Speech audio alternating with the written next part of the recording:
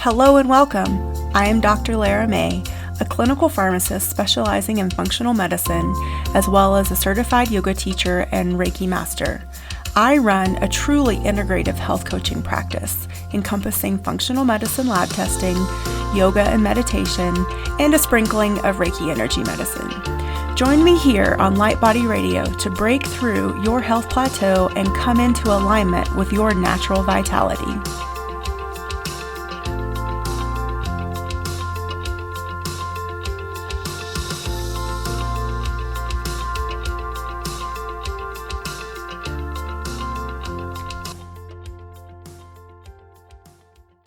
Hello and welcome to Light Body Radio. I'm your host, Dr. Lara May, and today we have with us Tehilla Aloni. She is a multifaceted entrepreneur weaving together a unique blend of experiences in business, wellness, and personal development. As a CEO of an access control company, a former Israeli National Judo Champion training alongside Olympic medalists, and an IDF Boot Camp Instructor, her drive, ambition, and leadership skills have been honed to empower and inspire others. In her transformative work as a homeopath, an extrasensory business consultant, and founder of Bio-Orgonomy,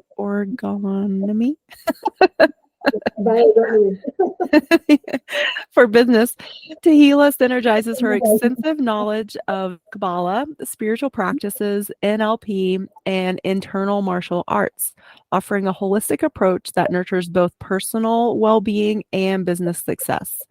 Guided by her passion for helping others, she assists clients in tapping into their higher selves, aligning their personal wellness with business prosperity, and breaking consciousness and subconscious patterns holding them back.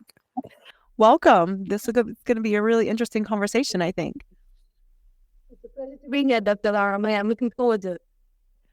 Awesome. So tell us about how you got started. It sounds like you've had many paths throughout your life, and you're bringing them all together for your unique approach. But tell us a little bit more about your story and what brought you to this point. You see, the way I see it, each one of us has a soul, obviously, and our soul has its journey and its purpose, and our lives, including its challenges and everything that we've been through, is actually there in order for us to develop our unique skill set and bring our special and unique light into this world. So the way I look at my life, in hindsight, obviously 2020 hindsight, so I can see how everything I've been through has actually led me to this point today.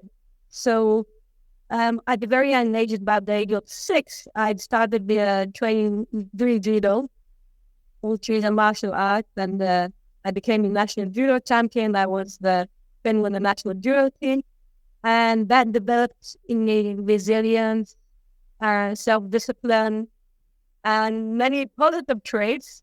However, it also made me a very selfish person because I've noticed that in individual sports, you're always focused on yourself since you're the individual, and you always have to be striving to be number one, and it's a zero-sum game. So it made me at least very self-centered and selfish. And at some point, I injured my knee, and I had to quit doing judo because a huge part of my identity was at the age of 18 after I'd been training for 13 years. And then I became a boot camp instructor in the Israeli Army. Now, I was a boot camp instructor in the Israeli Army for male recruits from difficult backgrounds. The Army actually gives them a second chance, and it's a special program. And that actually forced me to make the flip from being someone who's very self-centered and very selfish to someone who's in a position where I have to give my all to these soldiers, and they're totally unappreciative. Thank you. But I keep on, but I have to continue giving and giving and giving much more than, what was my capacity. I remember sleeping for 4 hours a night and just being with them constantly all the time to work heavily understaffed. Instead of being 6 commanders, we were 2 because I just got into into the position when after one of the soldiers had committed suicide. So it was a very, very difficult position to be in. But that enabled me to flip, to make that flip. It was very painful and very intense, but I could do it very quickly in such circumstances. So I'm very happy that it happened. Wow, that sounds really intense. So tell us more about your unique approach to how you incorporate all these different modalities into your business consulting. Well, you see, the way I've seen it over the years, and the way it's based on my spiritual studies and my experience, especially in small businesses. In order for the business to thrive, the owner has to thrive. Okay, the business is spiritual, is like an extension of the owner, and it's a reflection of the owner. And for most of us, our small businesses, our business is our baby. And when our baby's being, we're doing well. I mean, well, the baby does well. However, it's also mutual. If one of us is down, we bring the other one down with us. So the way I see it, in order for the business to thrive, it has to first focus on the owner. It's a holistic approach. I usually work with women because I think it's I enjoy working with women much more, and I find them much more open to this kind of work. And so when I work with a business owner, first of all, I give her homeopathic remedy in order to for her to already, I want to see an improvement in her physical well-being, in her emotional well-being, in her mental well-being. And that homeopathic remedy also helps her align with abundance and connect her to a power source, or own source of resources. And once that's done, I start working on the business with my extrasensory business consulting ability. And what all does that entail? The extrasensory part. Yeah. Okay. So I use a technique called Bio-Orgonomy, which allows me to it's an extrasensory technique which allows me to perceive and also influence the subject I am focusing on. So according to Bio-Orgonomy, everything has energy fields which nurture and support it. So whether it's a person, an animal, a plant, a business, a relationship, bank account, everything has these energy fields. And once these energy fields are disrupted, that's when you start seeing problems. You start seeing illnesses, if it's a person, if it's a living thing, or you see, if it's a business, you start seeing problems, the cash flow, it's the things just don't do well because it doesn't get that basic spiritual nourishment.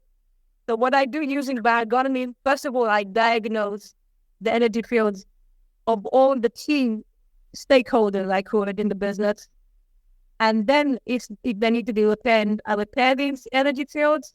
Then if there's certain issues that need to be addressed, we address these issues. For example, there was this woman I was working with, and she came and both agreed that she had a very good business idea. The product was excellent, but for some reason she didn't understand why she wasn't making any money, why it wasn't succeeding. And then when I checked to see whether all interests of all the key stakeholders were aligned, we noticed that her husband subconsciously, I saw using the Bio-Orgonomy that subconsciously her husband didn't want to earn more than he was. So his subconscious fear of, or being intimidated by her being the main breadwinner in the family was actually sabotaging her earnings. So what we did was, first of all, I cleaned it up energetically, and then we basically decided on the fact that she would actually make him feel that he was a part of the business, and that the success of the business was also his success. And once there was his interests and her interests and the interests of the business were aligned, then we saw that money was coming in. Because what I noticed is that in order to have abundance flow into your life, you have to send a coherent message to your universe. And if you have either you or people that are close to you or your employees are not sending the same message that you're sending when there's this conflict, then that's when you don't manifest that abundance that you can be manifesting. That's so interesting. Yeah. Because really, I mean, as I think in the Western world too, we see our our personal health and wellness is separate from our personal success in life, but really they're one and the same, right? You see, success and health, like people think health is maybe a lack of physical symptoms, but health is a consciousness, it's a mindset, it's a totality. It's I don't think it's correct to separate between to have a fragmented approach to health. The more holistic the approach is, you manage to come from a higher place and to have a larger impact. Yeah. So how does our higher selves tap into all of this or factor in? Well, you see, the whole idea I'll give you an example, okay? What I've been in the field of counseling for more than 20 years.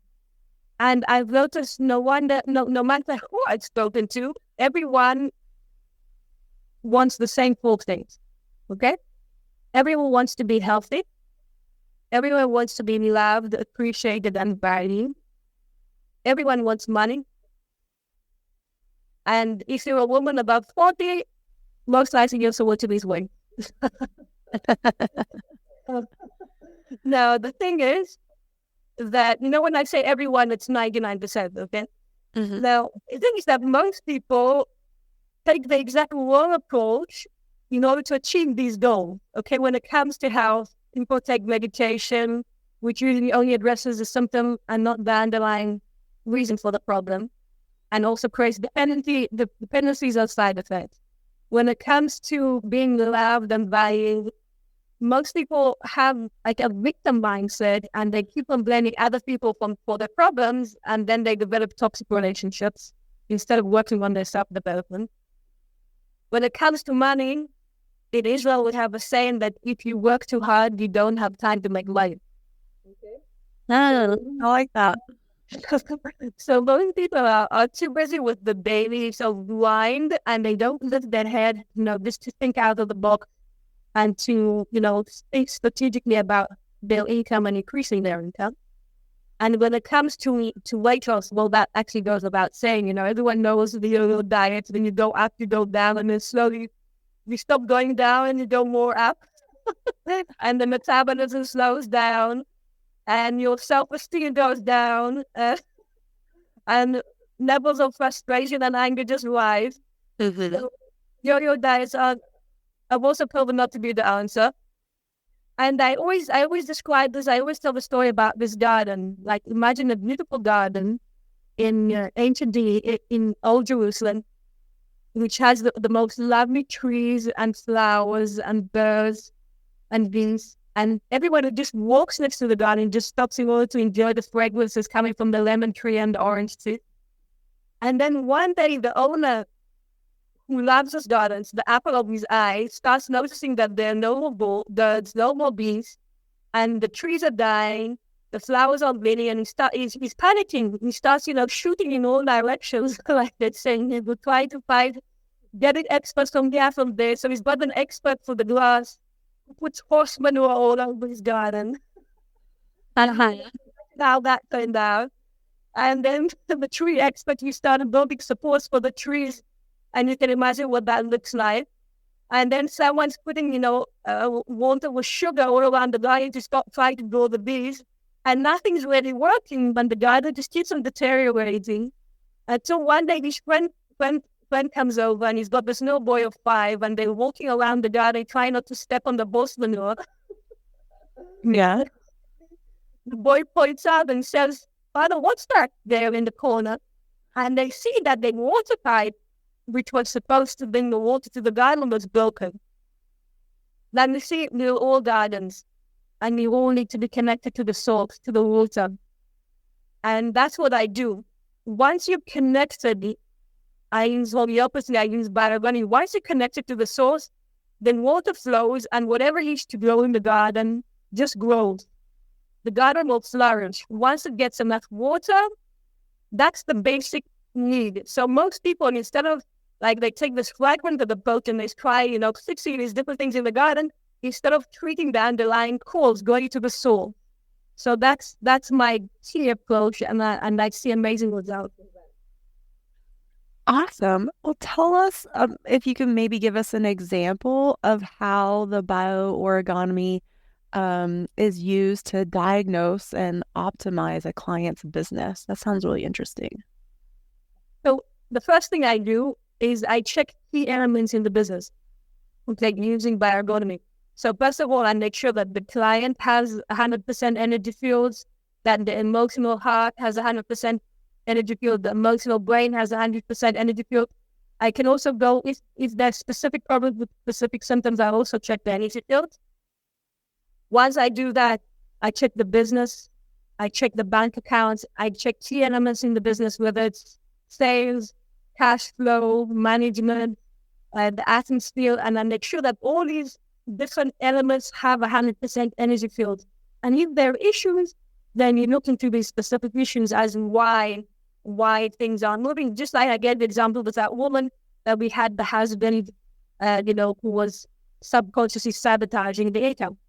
And once I do that, once we have basically the foundation in place, all elements have 100% energy fields, that's when we use bioergonomy for extra insight. And in order to make sure that all interests of all the stakeholders are aligned, like I described before. Because, for example, women, especially mothers, they have, they might have like a conflict between they want the business to succeed. On the other hand, they're feeling guilty because they're not giving enough time to the children. They're not spending enough time to the children. So again, they're sending a conflicting message to the universe. So we want to make sure that all goals are aligned in order to send a coherent message to the universe. So we consciously work in order to define these goals and make sure that there's nothing holding us back, whether it's consciously or subconsciously, in order to get that clear, defined message out to the universe. Once we do that, we use bioergonomy for the extra insight. As a business owner, you're constantly having to make decisions, whether to work with this person or with that person, whether to use this strategy or that strategy, whether to offer this proposal to the client or to offer a different proposal to the client. You're constantly having to make decisions.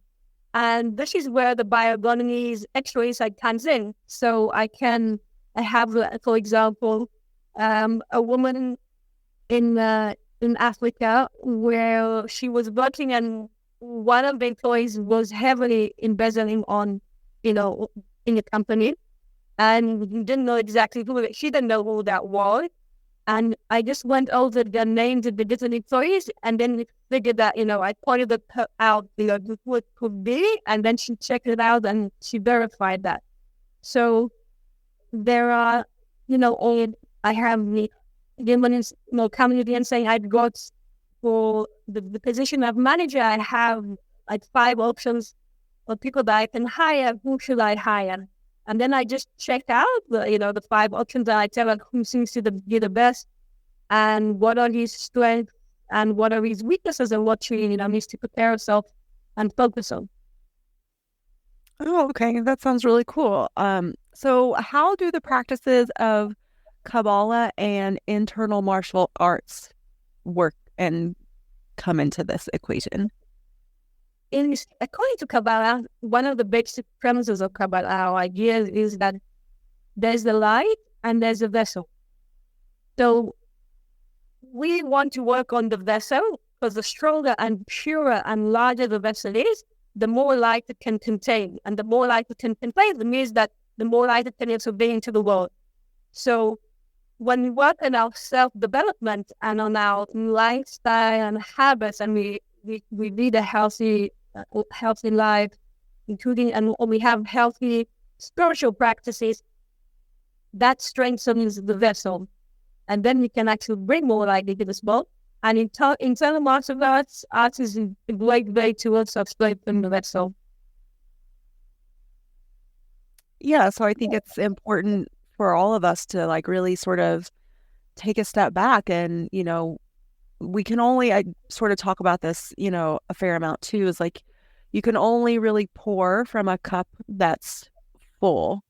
You can't, eventually if you keep pouring from the cup and it doesn't get replenished, then it's going to be empty and you have nothing else left to give, right? So I think, yeah, it's really important for us all to take a step back and say, like, what are we doing to strengthen ourselves, to replenish ourselves in all these aspects that you're speaking of, spiritually, emotionally, mentally, physically, all of the ways, because I completely agree with you. Like, this is what creates like you said, like the message that you're putting out to the universe. It needs to be, a consistent message.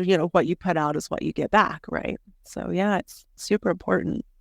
I totally agree. And the whole thing is that it's a fundamental understanding that you have to be in tune with yourself and be very attentive to your needs, because especially as a woman, we tend to be there for everyone else and not for ourselves, and spread ourselves too thinly.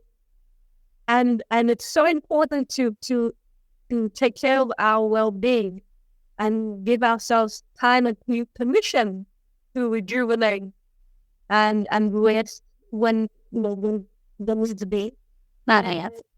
Do things in a way that doesn't trample around our inner being, because some people just have a tendency to do that. They completely disregard their personal needs, and they just sort of like go full on for the business, full on for the family, full on for the kids, and in the meantime, they're treating themselves.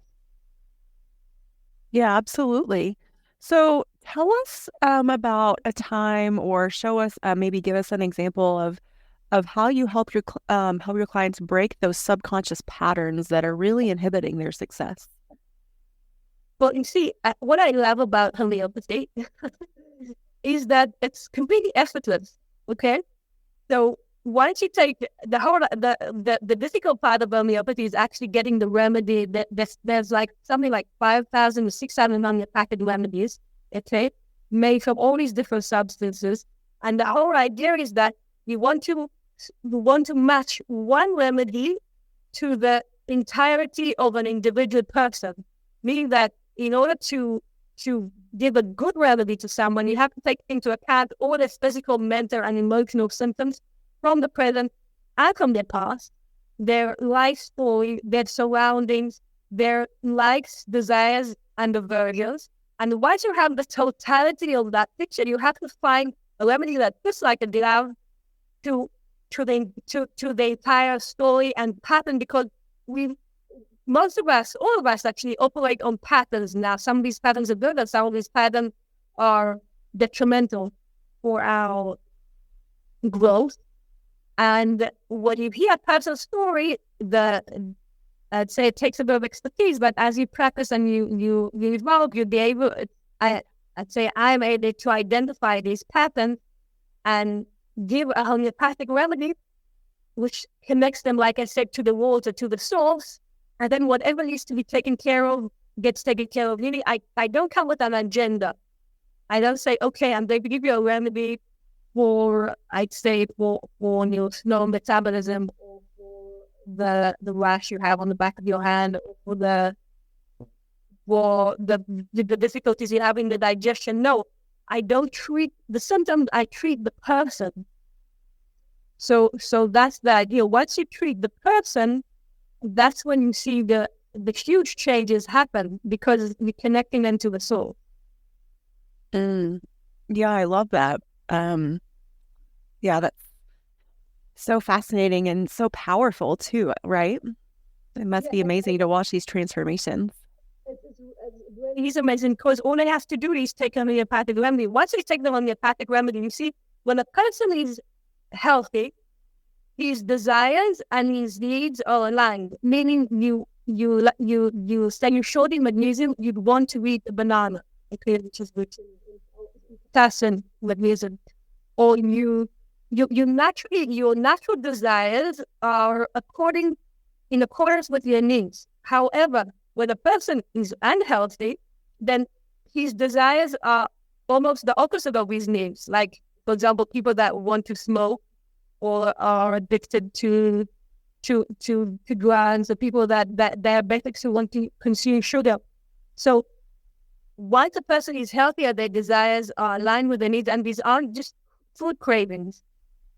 I see this also in the work they do. So people will change their career, they make changes in their lifestyle, not because someone told them to do it, but because naturally the homeopathic remedy has made them healthier. So they naturally make the shift. They don't have to force themselves to do exercise, because the healthier they are, they're already naturally inclined to do exercise. So people are telling me, listen, for 20 years I've been trying to stick to a certain diet or to exercise regularly, and now I just do it and it's easy for me to do it. So that's what happens when people are healthy. And that's why I love it, because like I said, it's effortless. Mm-hmm. Yeah, that's wonderful. So, what are some of the tools? Do you use some of these same tools for yourself personally? Like you're a CEO, you're a homeopath, you wear a lot of hats. Sounds like you're, doing a lot of amazing things. So how do you keep your inner self strong and fulfilled? So, well, first of all, I do love you, obviously, and I do the Bio-Orgonomy myself. And I do what I exercise, I focus on my nutrition, I focus on my health, and I'm constantly studying spirituality and working on my personal development. That's been my project almost since the age of 20. My main focus is my personal development, my personal spiritual development. And that's the way I also treat my family, because everything starts from the spiritual. The material world is just a condensation of the frequency that starts in the spiritual and comes down to the material. So it's like someone told me, it's not the dog that wags the tail. It's not the tail that wags the dog. It's the dog that wags the tail. It's the spiritual world that actually controls the material. So the more impact you want to have on the material world, it starts with the mindset, with the consciousness and the spirituality. And like I said, working on the vessel. Yeah, absolutely. So I completely agree with you. So what advice would you give to business owners who are currently facing challenges or struggling within their business? Well, first of all, I think you should be very honest with yourself. And if you need help, take help. But also make sure that your needs and desires are aligned, that the goals of the business don't clash with your personal goals and the goals of your family. Just make sure that everything's aligned so you don't have internal conflicts, because internal conflicts will also make you waste so much energy, in addition to not sending a coherent message to the world. So it's making sure that your personal goals, the goals of your business are aligned, and all the goals of the people that are close to you, whether it's members of the family, people that you work with on a daily basis. So that's one thing that's very important. And the second thing, I think it's very important to listen to your intuition. At the end of the day, if we're totally honest with ourselves, we have the answers within us. In most cases, at least, or at least, we have the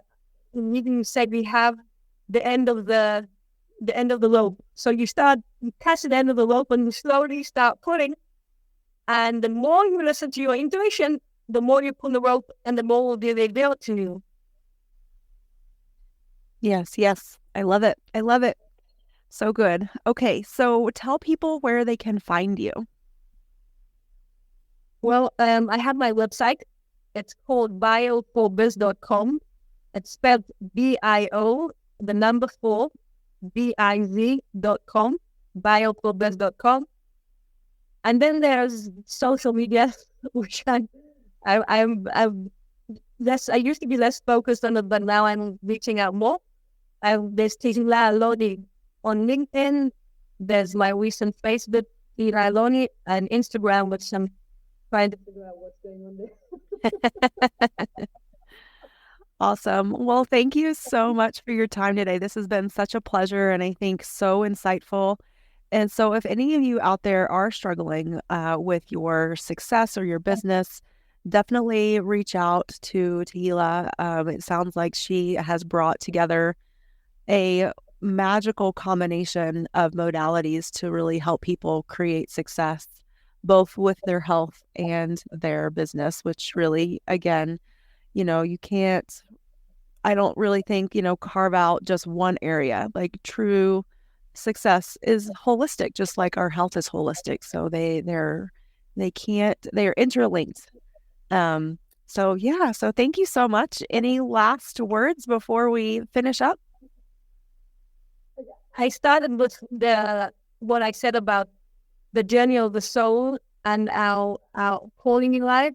And I think at the end of the day, that's the most important thing. We're here for a reason. We've got a mission, each of us. And it is our duty to pursue our call and our vocation and calling in life. And the quicker we do it, I think I think also pain is, if we experience pain, it's usually because we're not in aligned with our soul. So the quicker we become aligned with our soul, the less painful it will be. Yes. Everything sort of falls into place when we make that connection and keep that alignment. So for sure, I completely agree. Well, again, thank you so much for being on the show. And definitely everyone check out her website and go find her on social media too. So it's been a real pleasure. Yes, thank you. Okay, bye everybody. We'll catch you on the next episode.